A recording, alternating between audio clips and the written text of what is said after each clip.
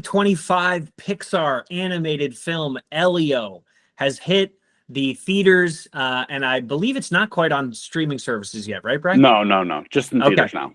Okay, so we're still in theaters. Brian saw it. The budget was somewhere reported between 150 to 300 million. I love how vague What? those things are. Like it doesn't make a big difference. It could be 150 million or it could be 300 million.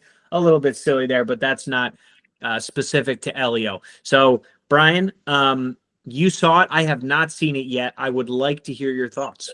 Well, just going off of that budget thing, if it really is 100 million to 300 million, they're gonna have a tough time breaking even just off of I think Disney's rep or Pixar, is rep right now of not having hits before that. I think I was almost caught off guard about this movie. I had whether I wasn't paying attention to the marketing, I didn't really know what I was going to get myself into, but I felt like this was kind of the classic Pixar.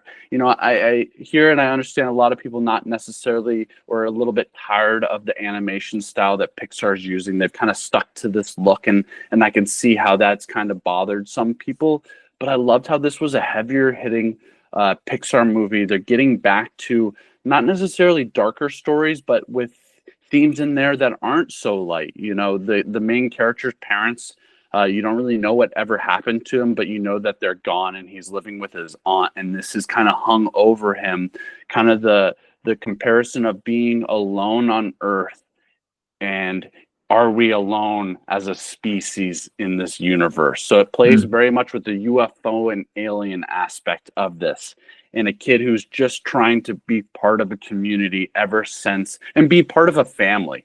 He's always longing for that. And I think trauma turns people, it pushes people away sometimes. I think trauma sometimes isolates people even more. And I just found myself crying a couple times in this movie.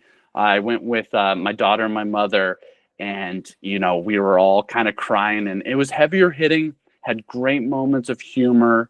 They had a good villain in it. I don't want to spoil how anything you watch, but I think it's a great movie. I'm a big fan of 90-minute movies. It got right to the punch. It didn't feel preachy that they were kind of like, trying to do anything too woke. It was just a standard story of love and family. And I think at the end of the day, everybody can relate to the struggles of, losing someone you love, and being alone and not having the friendships that you're looking for, and how to get there. I felt like this is the beauty, and why I fell in love with movies is I felt afterwards I just wanted to spend more time with my family.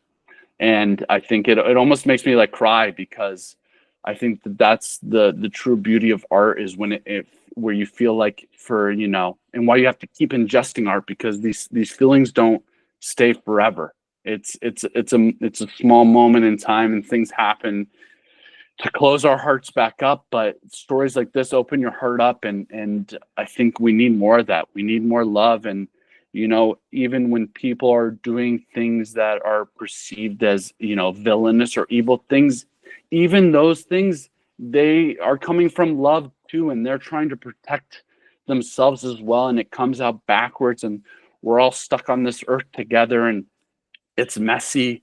It can be very messy, but at the end of the day, it's all love, and we're all people, and we all have families, and life sometimes chews us up and spits us out, and we got to put together the pieces, and that's not always a pretty process. And I don't know, maybe I'm a little bit, hyping it up a little bit too much, but I felt like it was a profound movie, and I was, if Pixar got to get back to movies like this. The marketing, I don't know if they marketed it necessarily well, because I didn't know what I was getting myself into, even with just the title of Elio. I just don't feel like that gives you, like Toy Story. You know what Toy Story is about. It's about toys, and it's a story. But Elio, I just didn't really know what I was getting myself into. I was pleasantly surprised, but I think that people are going to be like, oh, what is this story about? And they don't really even know the potential it handles. So I think it was a great movie. I definitely recommend you watching it, especially if you like this Pixar and lighthearted movies. It's definitely more child geared, but I'm a 32-year-old man crying at a PG movie. So I think in my book, mission accomplished. But please let me know if I'm wrong. And this is art. At the end of the day, it affected me, and that's all I can say. If you hate it, you hate it. But I enjoyed it. Yeah, well, just to follow up on the box office, so after their second week, they made 43 million globally. So they definitely will be in a hole for a while, but if it's in the right direction, a step in the right direction, then I'm now maybe more hopeful and more willing to go see the next Pixar film or whatever it is. But that's been mostly Brian's reaction to Elio because I haven't seen it. We appreciate you guys watching. Thanks for hanging around.